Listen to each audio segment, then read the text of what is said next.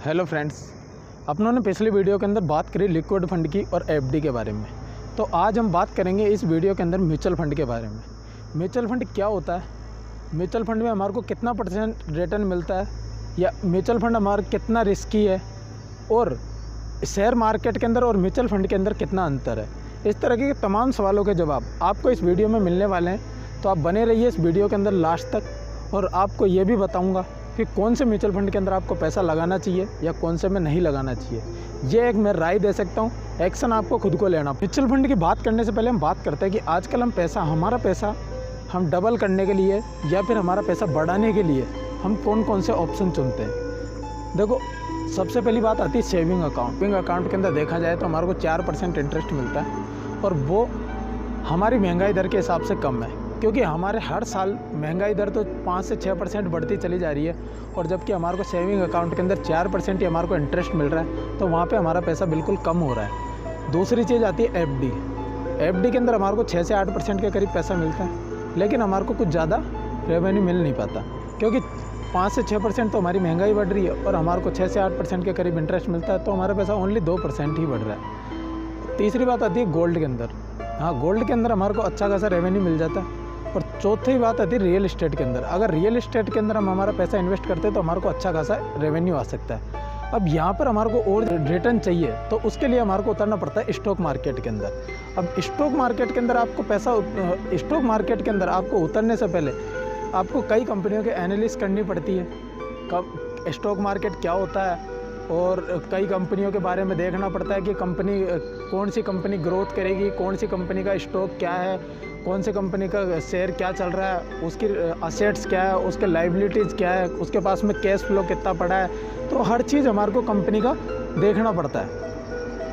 अगर आप चाहोगे तो एनालिसिस करना, अगर आप किस तरीके से एनालिसिस किया जाता है कंपनी के ऊपर, तो आप अगर बताओगे तो मैं अगले वीडियो के अंदर एनालिसिस के ऊपर भी एक वीडियो बना दूंगा कि किस तरीके से कंपनी की एनालिसिस की जाती है।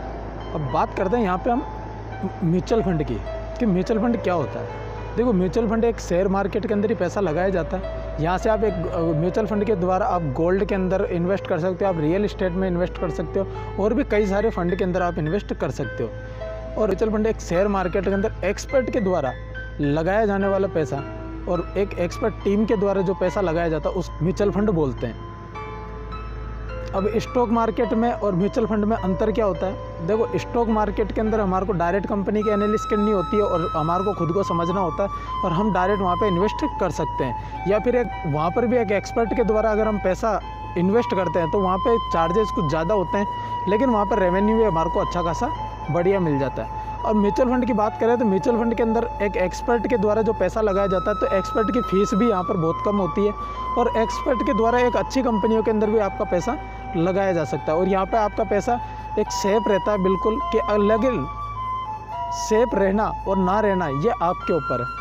क्योंकि अगर जिस टाइम पे मार्केट बिल्कुल टूटा पड़ा है, तो उस टाइम पे एक्सपर्ट चाहता है कि मैं पैसा और इसके अंदर डालूं, और आप उस टाइम पे एक्सपर्ट को बोलते हो कि आपका पैसा निकाल दिया जाए, या फिर आप जिस कंपनी के अंदर आप पैसा लगा रहे हो उसके अंदर आप बोल देते हो कि हमारे को तो हमारा पैसा नहीं रखना, हमारे को तो पैसा निकालना है। तो देखो, उस टाइम पे आपका लूज़ होने के चांसेस है ही है।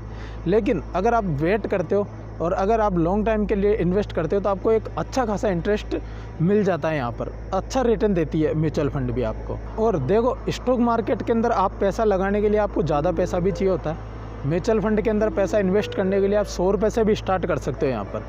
लेकिन मेरी राय यह है कि आप कम से कम 1000 रुपये से आप इसको स्टार्ट कीजिए। वैसे आप यहाँ से 100 रुपये से भी स्टार्ट कर सकते हो, कोई वो नहीं है, लेकिन कम से कम आप 1000 रुपये से इन्वेस्ट करो। और आप अगर लॉन्ग टाइम 15-20 सालों के लिए आप इन्वेस्ट करते हो और ओनली फॉर ओनली आप 2000 रुपये से भी स्टार्ट करते हो ना, तो आप करोड़ों के अंदर खेल सकते हो। जी हाँ, अगर आपने एक अच्छा फंड चुना है तो। अगर आपने बुरे से बुरा फंड भी अगर आपने चुना है, आपको आपकी एफडी और लिक्विड फंड से तो ज़्यादा ही मिलने वाला है यहाँ पर, क्योंकि यहाँ पे ये होता है। लेकिन बात यह है कि आपको लॉन्ग टाइम के लिए इन्वेस्ट करना होगा। यहाँ पर कंडीशन सबसे बड़ी यही अप्लाई होती है। और यहाँ से आप SIP भी करवा सकते हो, और SIP का मतलब होता है कि आपके अकाउंट से हर मंथ एक किस्त कटती रहेगी। मतलब कि आपको यहाँ पे वन टाइम में पैसा देने की भी ज़रूरत नहीं है।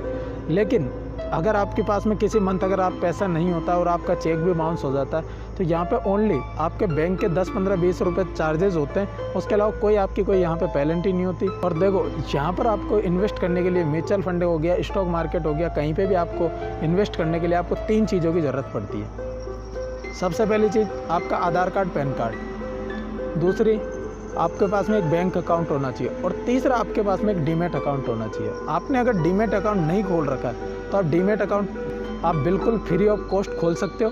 मैं आपको लिंक दे दूंगा डिस्क्रिप्शन के अंदर, जहाँ पे आप स्टॉक में आप 0 प्रोसेसिंग फीस के अंदर आपका अकाउंट खोल सकते हो और वहाँ पे कोई चार्जेस नहीं है, वो बिल्कुल फ्री है। और अप स्टॉक को रतन टाटा सर ने भी फंडिंग की हुई है, तो एक अच्छा खासा प्लेटफॉर्म है जहाँ से हम हमारा डीमैट अकाउंट भी 0 रुपये में खोल सकते हैं। मैंने किसी टाइम पे डीमैट अकाउंट खुलवाया था तो उस टाइम पे मेरे को पैसे दे के और डीमैट अकाउंट खुलवाना पड़ा था, और आज बिल्कुल फ्री में खुल रहा है। तो आप भी जाइए और डिस्क्रिप्शन में लिंक है, वहाँ से आप आपका डीमैट अकाउंट खोल लीजिए। तो बढ़ते हैं अपन आगे। म्यूचुअल फंड को हम 2 टाइप में बांट सकते हैं, उसके अंदर भी हम एक अलग अलग टाइप के अंदर उसको बांट सकते हैं। पहला टाइप होता है असेट्स। असेट्स के अंदर आता है इक्विटी के अंदर, डेप्ट के अंदर और हाइब्रिड के अंदर। तीसरा आता है स्ट्रक्चर के आधार पर open ended, ended mutual fund और इंटरवल म्यूचुअल फंड। यहाँ पर क्या होता है कि इक्विटीज़ के अंदर आप शेयर मार्केट में पैसा इन्वेस्ट कर सकते हो। डेप्ट के अंदर आप क्या करते हो, डेप्ट के अंदर आप वहाँ पे एक गवर्नमेंट बॉन्ड होता है, गवर्नमेंट बॉन्ड वगैरह, या फिर जो कंपनियाँ होती है जो गवर्नमेंट से रजिस्टर्ड होती है, या फिर छोटी कंपनियां जिन कंपनियों को अच्छा खासा पैसा चाहिए होता है और उनको ओनली 3 मंथ के लिए जिन कंपनियों को पैसा चाहिए होता है, वो आती है डेप्ट फंड के अंदर। और हाइब्रिड के अंदर आप इक्विटी के अंदर भी इन्वेस्ट कर सकते हो और आप डेप्ट फंड के अंदर भी इन्वेस्ट कर सकते हो। हाइब्रिड देखा जाए तो यहाँ पर आपका पैसा सेफ है, मतलब कि आपको आपका पैसा एक जगह पर नहीं लगा के रखना, आपको अलग अलग फंड के अंदर पैसा लगाना चाहिए। जिससे क्या होता है कि अगर मान लो आपने 10 जगह पे आपका पैसा लगाया और 2 जगह से आपको अच्छा रेवेन्यू भी नहीं मिल रहा, तो 8 जगह से आपको अच्छा रेवेन्यू मिल सकता है। इस वजह से आप अलग अलग फंड के अंदर आप पैसा इन्वेस्ट करें तो ज़्यादा बेटर। स्ट्रक्चर के आधार पर अगर आप देखा जाए तो ओपन एंडेड के अंदर आप पैसा इन्वेस्ट करते हो तो यहाँ पर आप कभी भी सेल कर सकते हो और कभी भी आप इन्वेस्ट कर सकते हो पैसा आपका। और क्लोज एंडेड के अंदर आप कभी भी पैसा इन्वेस्ट नहीं कर सकते, कभी भी आप निकाल नहीं सकते। यहाँ पे एक टाइम पीरियड होता है और टाइम पीरियड के आधार पे आपको यहाँ से पैसा निकाला जा सकता है और इन्वेस्ट किया जा सकता है। तीसरा आता है इंटरवल फंड। इसके अंदर क्या होता है, इंटरवल के टाइम पे ही आप इसके अंदर पैसा डाल सकते हो और निकाल सकते हो। अगर इंटरवल क्लोज होने के बाद में ना तो आपके शेयर सेल कर सकते हो आप और ना यहाँ से आप बाई कर सकते हो। तो ये होते हैं इसके अलग अलग प्रकार। अब बात आती है कि हमारा पैसा म्यूचुअल फंड में डूब गया, तो देखो आपको एक चीज़ क्लियर कर दूं, अगर आप लॉन्ग टाइम के लिए यहाँ पर आते हो, 7 से 8 साल से या उससे ज़्यादा के लिए अगर यहाँ पे आप इन्वेस्ट करना चाहते हो, 5 साल से ऊपर मान लो आप, अगर उससे ज़्यादा अगर आप इन्वेस्ट करना चाहते हो तो ही आना, क्योंकि तब तो आपको यहाँ पर प्रॉफिट होने के चांसेस हैं। और अगर आपने आज पैसा लगाया, 10 दिन बाद में आप पैसा निकाल रहे हो या 1 मंथ बाद में आप पैसा निकाल रहे हो, तो यहाँ पर आपको कोई चांसेस नहीं है कि आपका पैसा बढ़े। जब मार्केट बिल्कुल नीचे गया होता है उस टाइम पे एक एक्सपर्ट को पैसा चाहिए होता है कि मैं और पैसा इस टाइम पे इसके अंदर डालूं, और अगर आप उस टाइम पे आपका जाके और आप पैसा निकाल लेते हो तो देखो उस टाइम पे आपको ज़रूर घाटा होना ही होना है। तो इसी वजह से कई लोग क्या करते हैं कि अपना पैसा इन्वेस्ट करते हैं और 2, 3, 5 महीने या साल भर में आपका अपना पैसा निकालने में लग जाते हैं कि जैसे शेयर कम होने लगा है, उन्होंने चुन लिया, जैसे कोई भी एक पर्टिकुलर कंपनी चुन ली और उस कंपनी का शेयर अगर किसी कारण से कम हो गया तो वो भाग कर अपना शेयर वहाँ से निकालने की कोशिश करता है। लेकिन ये आपकी गलत फहमी है कि अगर आप वहाँ से पैसा उस टाइम पे निकालते हैं तो आपका पैसा बिल्कुल कम होने के चांसेस है। इस वजह से आप यहाँ पे अगर लॉन्ग टाइम के लिए आते हो तो एक अच्छा रेवेन्यू पा सकते हो।